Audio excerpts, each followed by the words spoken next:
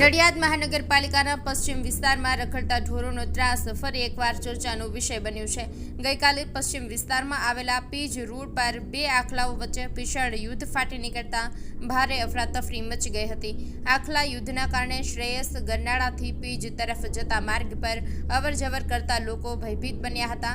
જાહેર માર્ગ પર થયેલા આ યુદ્ધે લોકોમાં કુતૂહલની સાથે ભયનો માહોલ પણ સર્જ્યો હતો, જેથી ઘટના સ્થળે લોકોના ટોળા ઉમટી પડ્યા હતા।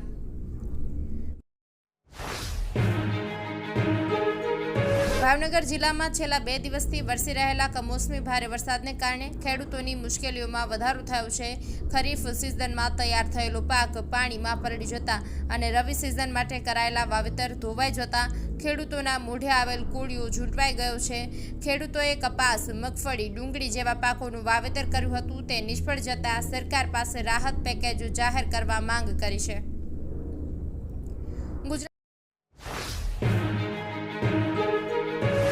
ગુજરાતમાં નકલી દવાઓ, ભેળસેળયુક્ત ખાદ્ય પદાર્થો અને ડુપ્લિકેટ ઘી પનીર બનાવતા માફિયાઓ સામે આકરા પગલાં લેવાની માંગ હવે સત્તાધારી પક્ષ ભારતીય જનતા પાર્ટીમાંથી જ ઉઠી છે।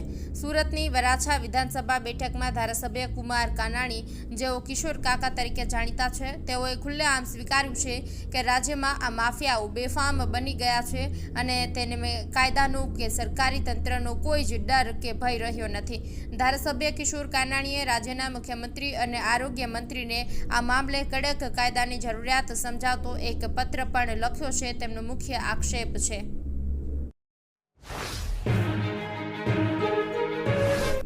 રાપર તાલુકાના ત્રંબો ગામે પ્રેમ સંબંધની શંકાના આધારે એક મિત્રએ જ મિત્રની હત્યા કરી હોવાનો બનાવ સામે આવ્યો છે। ત્રંબો ગામથી પિતરાઈ ભાઈ સાથે રાપર જવા નીકળેલા યુવકને અધવચ્ચે જ પોતાના મિત્રએ બહેન સાથે પ્રેમ સંબંધ હોવાની શંકા રાખીને પાઇપ મારીને મોતને ઘાટ ઉતારી દીધો હતો। બીજી તરફ ઘટનાના ગણતરીના કલાકોમાં જ પોલીસે આરોપીને ઝડપીને આગળની તપાસ હાથ ધરી છે।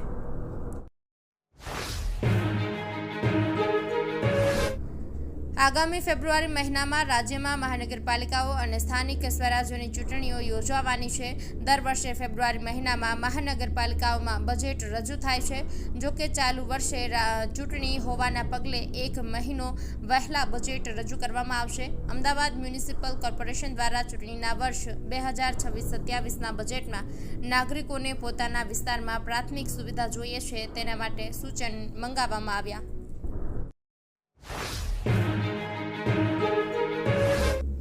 અમદાવાદ વડોદરા એક્સપ્રેસ હાઈવે પર કણભા પાસે ટ્રિપલ અકસ્માત સર્જાયો છે, જેમાં 3ના મોત થયા છે।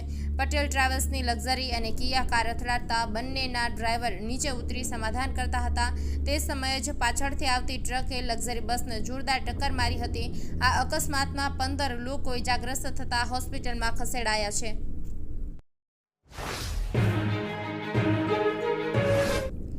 આગામી 2 નવેમ્બરથી શરૂ થનારી સુપ્રસિદ્ધ ગિરનારની લીલી પરિક્રમા માટે જૂનાગઢ જિલ્લા વહીવટીતંત્ર દ્વારા તમામ તૈયારીઓને આખરી ઓપ આપી દેવામાં આવ્યું છે। લાખો શ્રદ્ધાળુઓ આ 36 કિલોમીટર લાંબી પરિક્રમામાં જોડાવાના હોવાથી તેમની સુરક્ષા, સ્વાસ્થ્ય અને સુવિધા જળવાઈ રહે તે માટે કલેક્ટર અનિલ કુમાર રાણાવસિયાના માર્ગદર્શન હેઠળ ચુસ્ત આયોજન કરવામાં આવ્યું છે। આ વર્ષે પ્લાસ્ટિક મુક્ત ગિરનાર અભિયાન પર વિશેષ ભાર મૂકવામાં આવ્યો છે અને પરિક્રમા રૂટ પર પ્લાસ્ટિકના ઉપયોગ પર સંપૂર્ણ પ્રતિબંધ મૂકવામાં આવ્યો છે।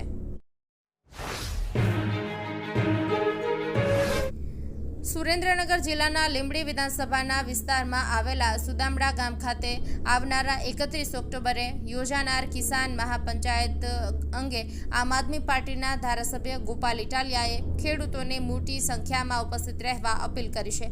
ગોપાલ ઇટાલિયાએ જણાવ્યું છે કે ખેડૂતોના પ્રશ્નો ઉકેલવા અને તેમની સમસ્યાઓને સરકાર સુધી પહોંચાડવા માટે આ કિસાન મહાપંચાયતનું આયોજન કરવામાં આવ્યું છે। આ પ્રસંગે આપના રાષ્ટ્રીય સંયોજક અને દિલ્હીના મુખ્યમંત્રી અરવિંદ કેજરીવાલ તથા પંજાબના મુખ્યમંત્રી ભગવંત માન ઉપસ્થિત રહેશે।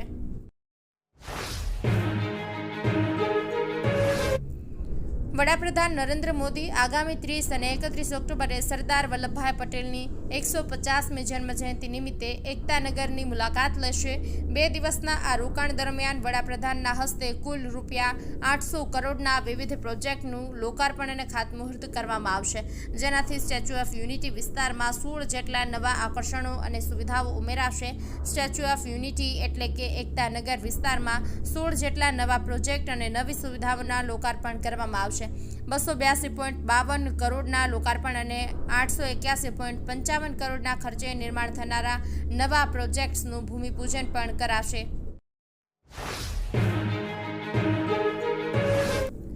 રાજકોટ જિલ્લામાં આ વર્ષે મગફળીનું વાવેતર ગત વર્ષ કરતાં વધ્યું છે, પરંતુ કમોસમી વરસાદ અને નીચા ભાવને કારણે ખેડૂતો ચિંતિત છે.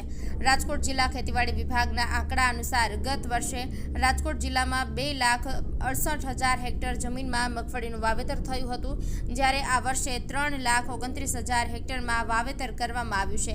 શરૂઆતમાં 9 થી 10 લાખ ટન ઉત્પાદનનો અંદાજ હતો, પરંતુ કમોસમી વરસાદ અને ભેજવાળા વાતાવરણને કારણે હવે ઉત્પાદન 10 થી 15% ઓછું થવાની આશંકા છે.